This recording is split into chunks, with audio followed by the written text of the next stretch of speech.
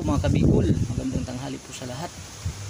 Saglit po tayo mag vlog kasi may trabaho po tayo, may extra naman po tayo mga kabikol pag helper sa construction. Kaya po saglit ko po itong cuttings na isi-demo ko sa inyo kung paano pagtanim. Kasi yung mga napadalang ko po mga kabikol hindi ko pala nasabi at hindi ko pa napakita sa inyo sa aking vlog. Ito po palang cuttings mga kabikol, pagtanim po ninyo mga 1 inch lang po ibaw ninyo sa lupa. Ito lang po, ayan, 1 inch lang po siya.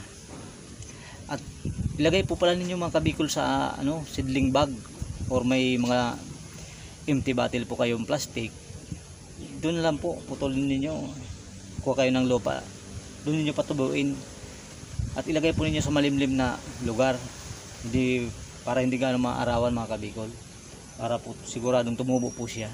Dilig-diligin po ninyo. Silaban naman to sa tubig. Talagang nabubuhay talaga po siya sa tubig. Yan, yun lang mga kabikol.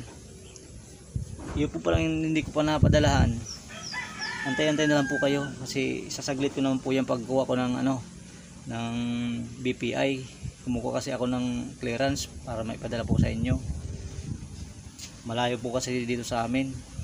Nasa Pili pa po, Pili Kamsur.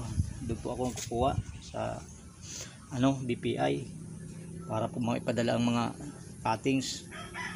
Yung kasi ang requirements bago po ipadala sa LBC. Kaya ikaklaro po natin pag pagpapadala para hindi po tayo makaproblema. Yun lang po mga kabikol. Makakarating po yan sa inyo mga kabikol. Antay-antayin lang po ninyo. Hindi naman naabutin ng 1 buwan. Ang gusto ko sana kaya every week ako magpapadala, every Thursday. Kukuha po ako ng umaga, paghapon padala ko po. Yun lang po ang gawin ko. Saglit ko po sa inyo mga kabikol. Antay-antay na lang po yung mga nag-request pa po. Po mga kabikol, shout out po pala tayo ngayon bago po tayo magtapos ng vlog. Yan, shout out po kay Ma'am Risa Aguila, Lapog Socorro, Oriental Mindoro. Napadalan ko lang po siya. Antayin-tayin na lang po ninyo ma'am yung pinadala ko pong cuttings. Ito naman po si DSB PH, yan, Aljipon Abaw, Renato Alboris,